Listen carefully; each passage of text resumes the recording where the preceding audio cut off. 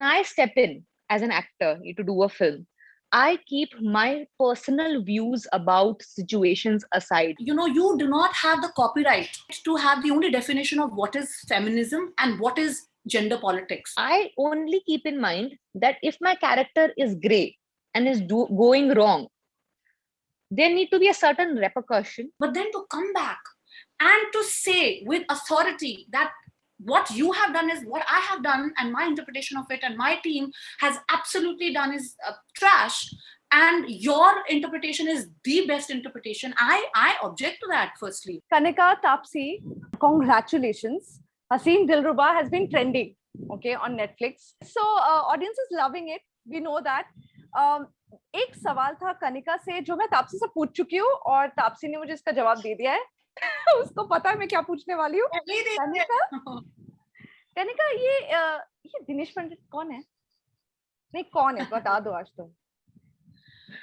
नहीं तुमको बताना पड़ेगा ये कौन है. ये तुम हो गया बिकॉज मुझे लगता है ये तुम हो.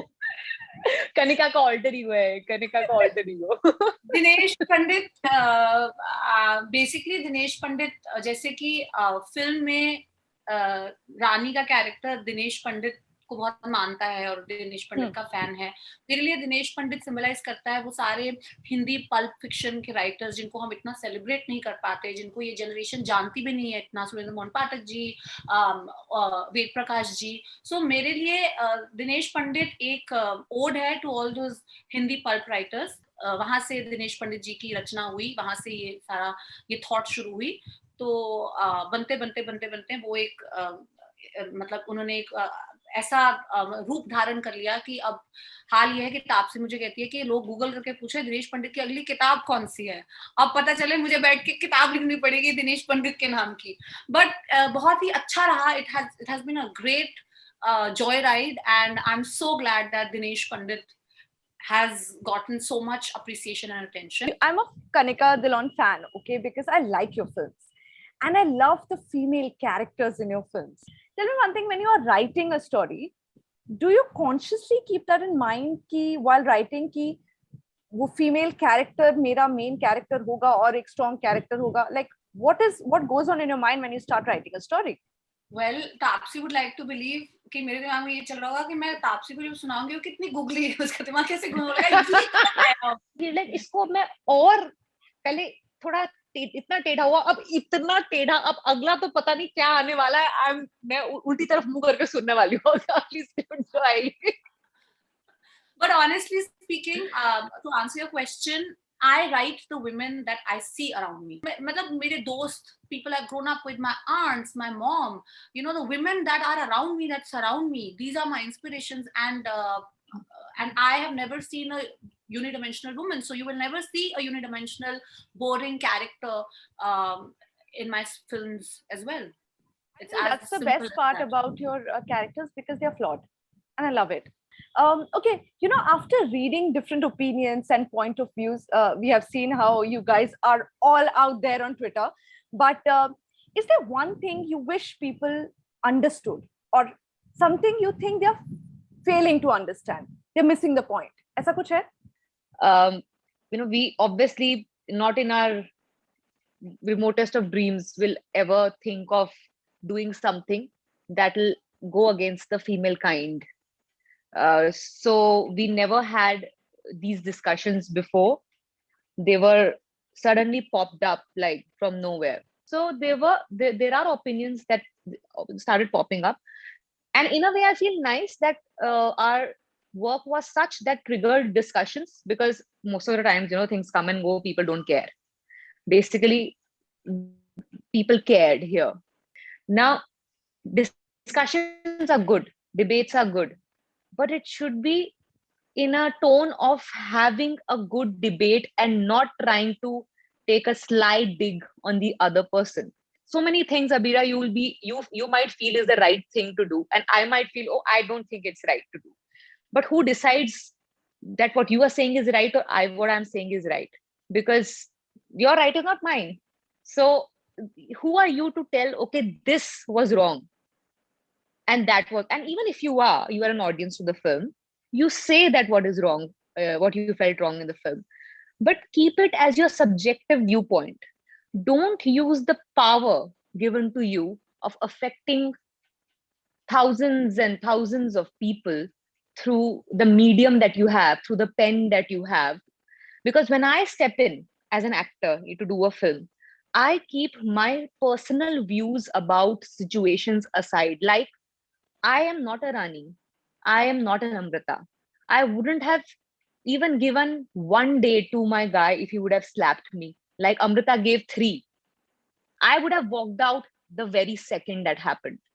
Okay. So that way, I am not an Amrita. I don't even agree to what Amrita did. Why did she even wait for so long? So, and I'm not Rani as well, who will go to that extent. I would have probably sat and discussed out with my husband that this is a problem in the marriage. Let's talk it out. Rani was a very great character. A lot of things she did wrong. A lot of females didn't judge Rani when she was doing wrong. They only started judging her and the writer and director of the film when something wrong happened to her. It was everything was okay till that she was the one on the wrong side. But as an actor, I only keep in mind that if my character is gray and is going wrong, there need to be a certain repercussion or a result of doing wrong that the character should get before the film ends. And that I've always gotten whenever I've played a gray character. I felt my character did suffer for doing what she did was wrong. In fact, Rishu's character also suffered for doing what he did. So I had at no point faltered or had an issue with Rani or reactions of Rani, because I knew I'm going to play a character which is not me, and I'll play it honestly. But I'll make sure the audience understands that it is not a white character. So that's not how it's supposed to be done, because you're making it very clear it's a gray character. You're not saying that this is an idealistic character doing idealistic stuff, having an idealistic outcome out of it. Taapsee is very beautifully put the actor's perspective here. Let me just put the writer's perspective here. Firstly, the entire discussion and debate about the domestic violence glorification and the entire anti-feminist stand. What I'm saying is that it's great that, there's so many voices that want to protect this, and they want to kind of make sure that there is no such glorification which is happening. And it's a very heartening thing because we are all on the same side. The second bit of it that I want to come to is that having said that, it's welcome that you can come, give your opinion, etc. What Taapsee rightly put is that, you do not have the copyright to have the only definition of what is feminism and what is gender politics. We're on the same side, but we have different interpretations and different lines that we draw in terms of what is glorification of violence and towards women and what is not. Having said that, second very clear point, if you tell me in a very condescending manner, and I underline condescending, if it was just an opinion made and it was without any, as Taapsee points out, slyness and without any need to attack or bring somebody else down, I would have actually welcomed it, read it, thought about it and said, maybe this is how it came across. Because sometimes in a work of art, you don't intend to do it, but it lands like that on the other person. And I don't hold them responsible for that at all. You are welcome to that. But then to come back and to say with authority that what you have done is what I have done and my interpretation of it and my team has absolutely done is trash and your interpretation is the best interpretation, I object to that, firstly. Secondly, then my next question is, with what authority do you come? With what kind of background and experience do you come and say that? Because in my experience, when you talk about gender politics, I have my politics very much in place. I was very conscious of the fact that between the man and the woman here, my heroine, the female character, is more empowered than the man from the word go, be it sexually, be it mentally, be it emotionally. She's the one who's driving the narrative. Why are you conveniently seeing a few scenes out of context? And again, I give you the liberty that this is how it landed on you and you're welcome to your opinion, but you have to open your mind to the fact that this is an attempt that we were trying to make. But you telling and explaining this to me, and I being an educated person, I understand, but my fear is somebody will think, "Arey, wo to seh rahi hai na, so that is the right thing to do." My worry is that even then, the repercussion of that person sees that if a woman does this, it ends up messing a married life. Then the man does this, makes the situation even worse, lands them in a situation where the woman ends up going in and out of a police station, getting beaten up there, losing that amount of time in her life, doesn't know if she even walk out scot-free or no. The man loses a limb. Sorry for giving spoilers out in this interview. You call that a very convenient end? Like that, you call that a very easy, no repercussion wala end? It is a very clear repercussion. Your life is screwed. Just because they ended up being together doesn't make a happy, convenient end. It might be happy for their love, but it was not happy for them how they reached there. That's not an happy end. So that's the kind of price indirectly they had to pay for messing the situation to an extent they did. There was a price they both paid for it. And that's why for me as a woman, it was okay to do what I did, because I could see them suffering for what they did eventually and making up and repenting that. So if a woman sees that and says, okay, I'm okay to do this, knowing that I'm going to suffer in the end like that, and still chooses to do it, let her have that choice then. I am making sure she sees there's a consequence of doing wrong. Also, there's a very important point to note here, Abira, that people are saying glorification because they have not understood the point. They are thinking that she fell in love with him because he was violent. Now that is glorification. Yeah. You know why she fell in love?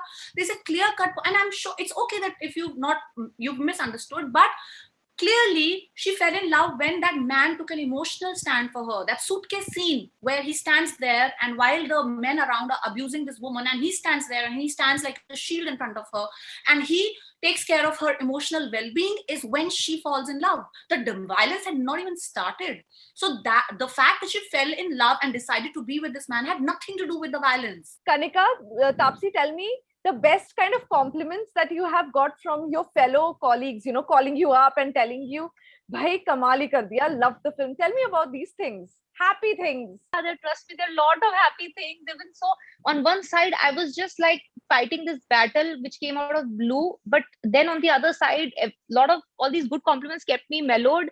They've been compliments like, "We've never seen you like this before. Whatever you're eating right now, continue doing that. Aapne to mele mein aag laga di," and all that. that was, they're like, this is your most, you've been an actor till now. For me, you are a star now. These kind of compliments have been coming my way.